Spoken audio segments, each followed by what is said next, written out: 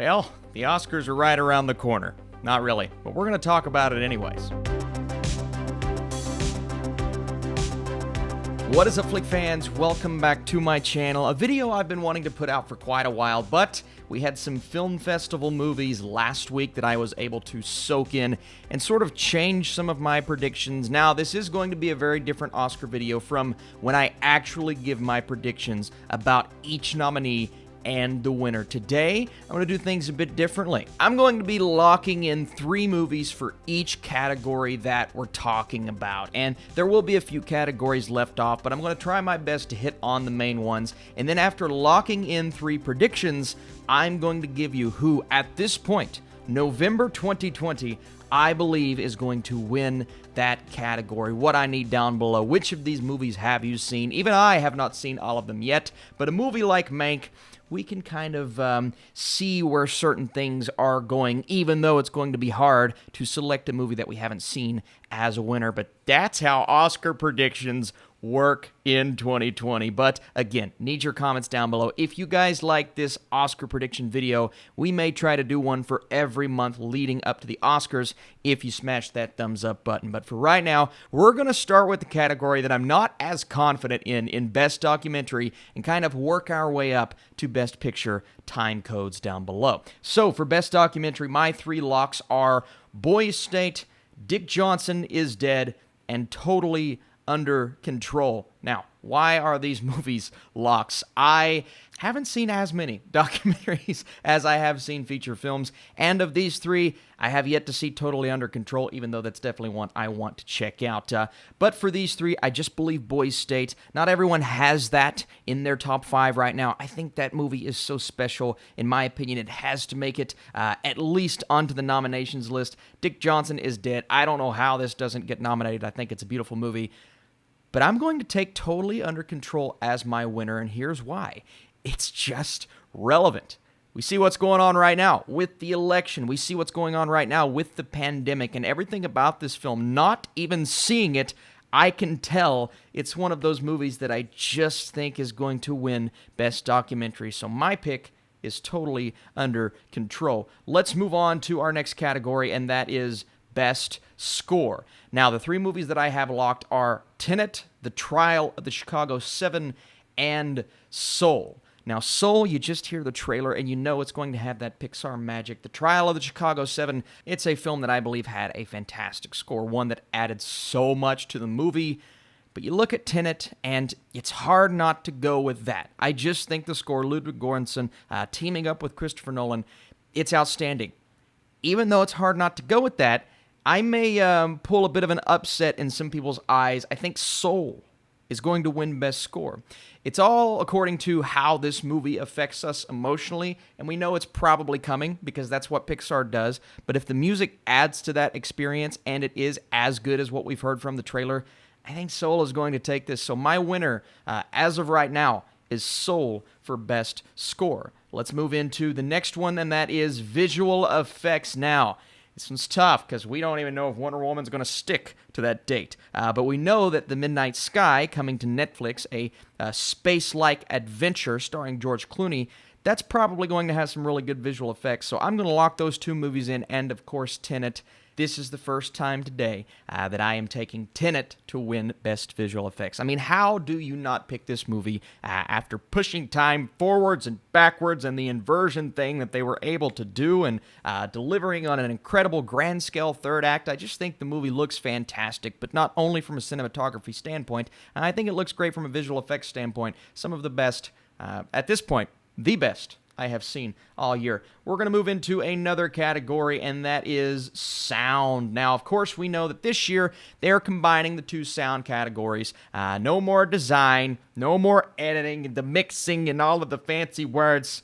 We're just going to do sound because it's less confusing. And part of me is disappointed because I always liked maybe handing an extra sound Oscar to a movie, but it looks like they're combining that. Okay, we have 3 movies here in Mank, which just from that trailer, it was between that and The Trial of Chicago 7. I have to go Mank as a lock because I feel like it's going to amplify that time period extremely well, and the trailer really showcased sound well for me. Tenet is my next one for sound. Come on, it's obvious why. Now here's one that I'm extremely interested in seeing how it hits when it comes out. One that I've already seen thanks to AFI Fest, and that's Sound of Metal. I'm going to go ahead and choose this as a lock, even though it's going against some of the predictions. I just think the way that not only, you think Sound of Metal, you see the poster, he's playing the drums, all right, but how the movie progresses with his loss of hearing, and how they show that or sound that.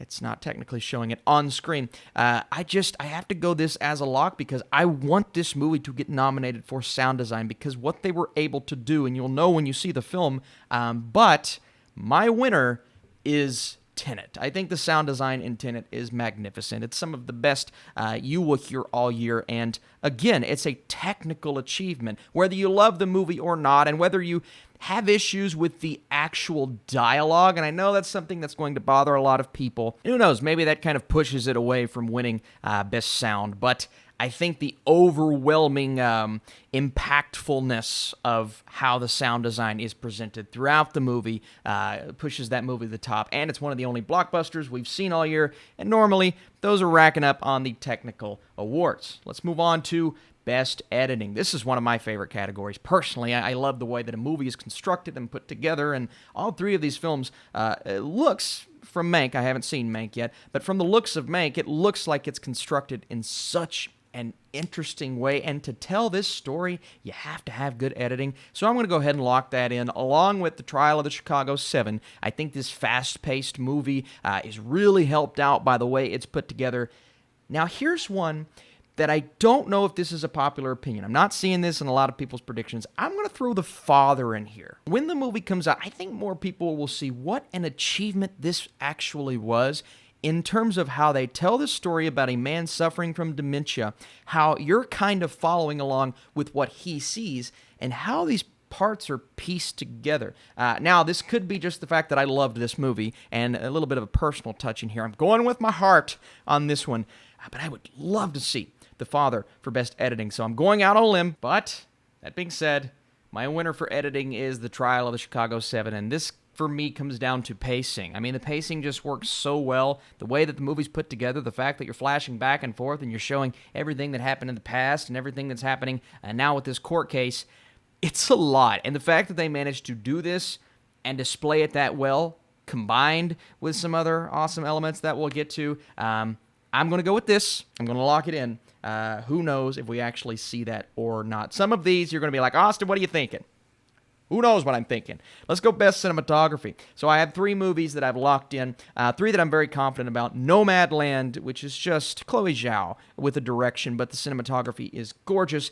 Mank, not only the color correction, those swift shots we see in the trailer, and then News of the World. Brand new Tom Hanks movie. Just watch that trailer, and you see these grand Western-looking shots, but the landscapes and something that we don't often talk about with cinematography, but the shot selection, the camera placement looks really good in this trailer. So I'm going to lock in News of the World, even though, again, two movies out of the three that I haven't seen. As for my winner, I got to go Mank.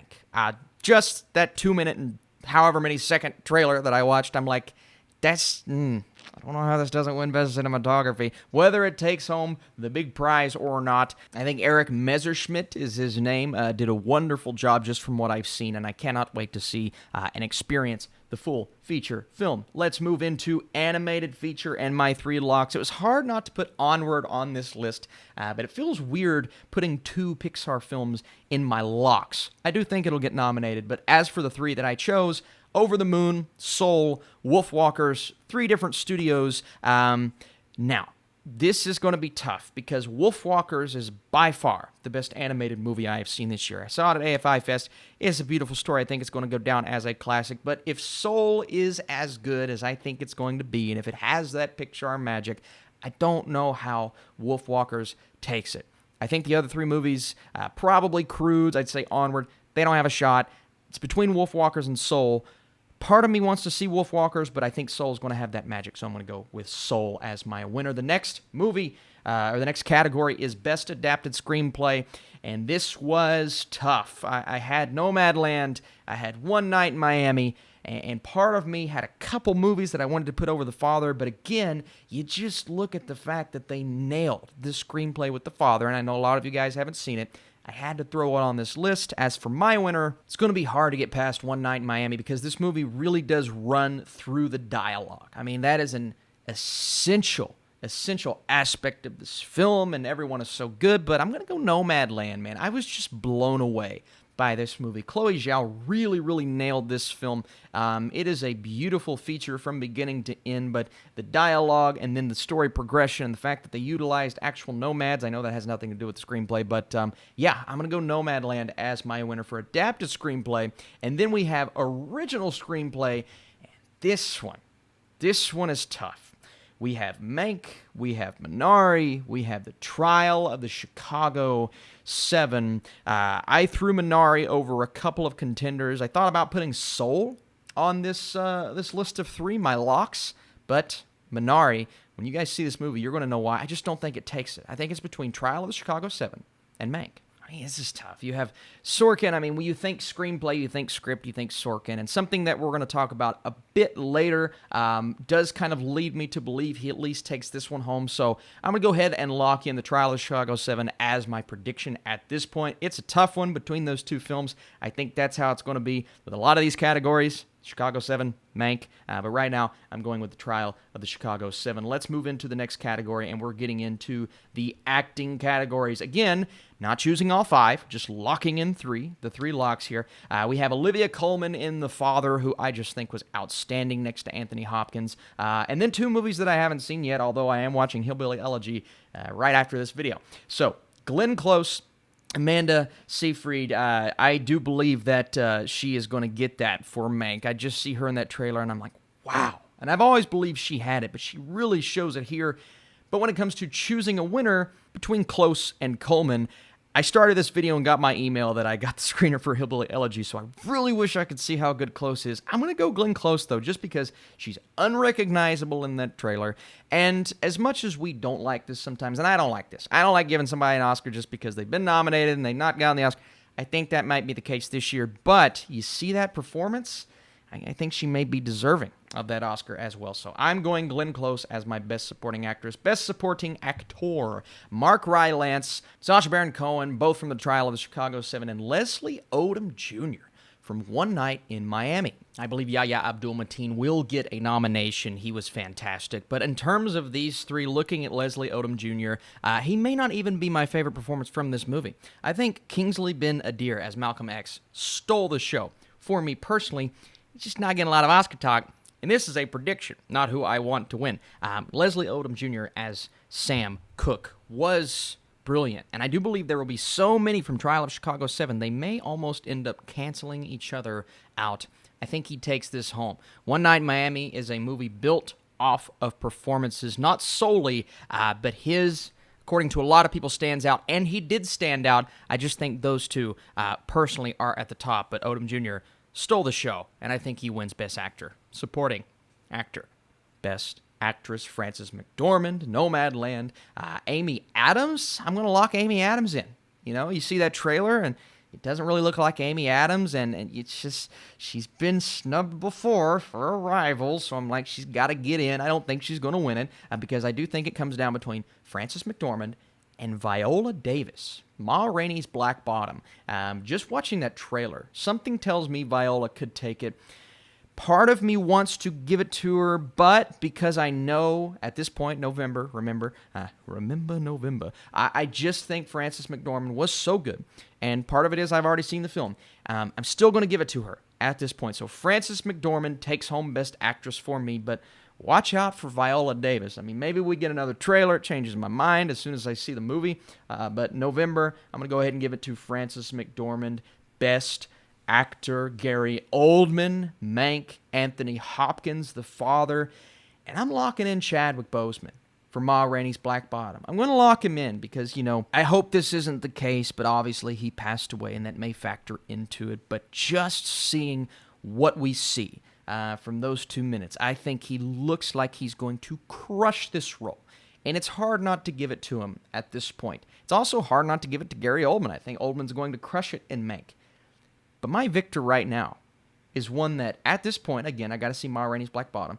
I just don't know how anyone overcomes Anthony Hopkins in this film. And part of it, personal. My grandmother had dementia, the way that he portrays and displays this on screen, but he knocks it out of the park. I mean, this is the best Hopkins performance in 20 years, and it may go down as a top 3 Anthony Hopkins performance in general. He's that good in this movie. I think the movie's great. I think the way it's put together is extremely just interesting. You're fascinated, and it's inevitable that it's going to get nominated for a lot of awards. But the one that I mean, at this point, Hopkins is a lock for me. I just think Anthony Hopkins is going to take this home, right? So there's my winner, the one that I think is going to give him the biggest trouble, not Gary Oldman, maybe Chadwick Boseman. Also, Riz Ahmed, I don't even know if he's going to get nominated, but I just want to throw in his name because Sound of Metal, man, he is so good in that movie. And the big one, well, the second biggest one, it is Best Director. My 3 locks for this category. And you're going to be noticing a name that's not on this list. You're going to be asking yourself, Austin, why is he not a lock? Regina King, One Night in Miami.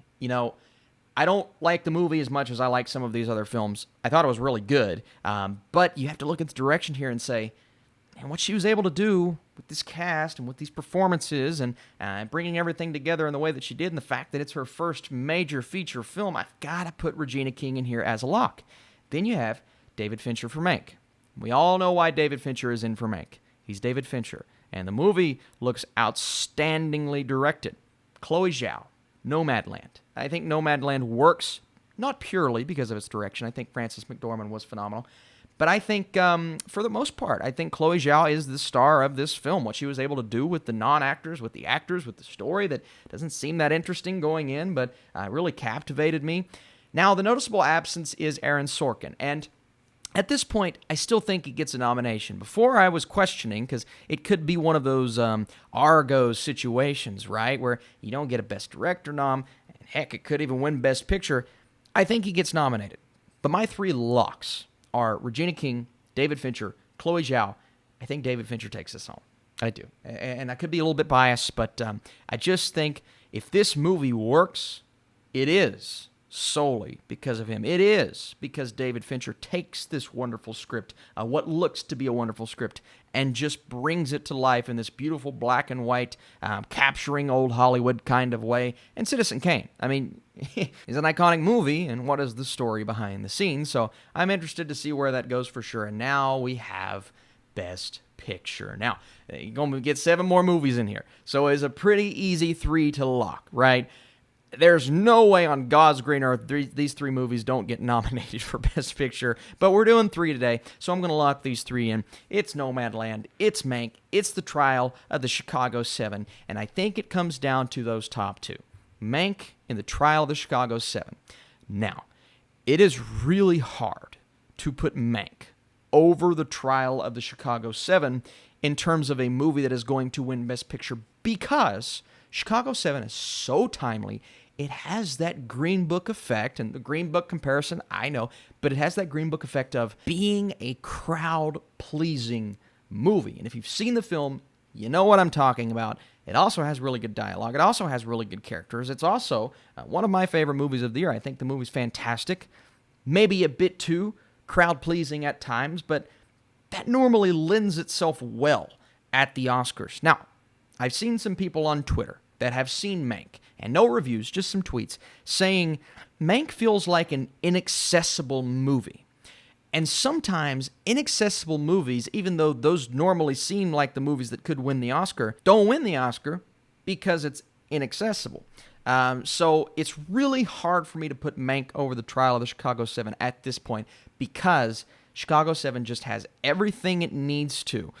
Whether it's too easy, it's too simple for some, but that doesn't matter in the eyes of the voters sometimes. So for me to not go with Chicago 7 would be a dumb decision. I still think this could be David Fincher's year. And maybe I'm crazy. It's early. I've not seen the movie yet. I'm going to see it in a couple weeks. We will see if everything I say is true. But even if it is a tiny bit inaccessible, capturing what he's going to capture, if he does it, if it is as good as I hope it's going to be. Now, if the movie sucks, everything I've said throughout this video is wrong. But I don't think it's going to suck. If he captures old Hollywood in that way, I think Mank has a really good shot of winning Best Picture. So right now, in November, I'm going to barely take Mank over the Trial of the Chicago 7, even though Chicago 7 right now is my #1 movie of the year. But we will just have to see. I think both of those films are the top 2 movies in contention. Nomadland in there. I just don't think any other film has a shot at this point. But, again, we still have months and months before the Oscars come. Man, this was a fun video. This was a fun video, and I cannot wait to do it again. I will update this in December, see what changes, maybe expand all of these lists to my top 5 instead of my top 3. As we get closer, we'll start revealing every prediction, but I thought this was a simple way to get my thoughts out there and tell you guys who I believe is going to win each Oscar. We're not as focused on the nominations right now because we are only in November, but thank you guys so much. Again, if you liked this video, if you enjoyed this concept and you want to see more, hit that thumbs up button, comment your thoughts down below, come back, we're going to talk more Oscars, and we're going to talk so many things coming out on Netflix in the next couple of weeks. Thanks for your support, thanks for your comments, leave me your top 3, your top 5, and your winners for each category. Stay tuned, I'll be seeing you later.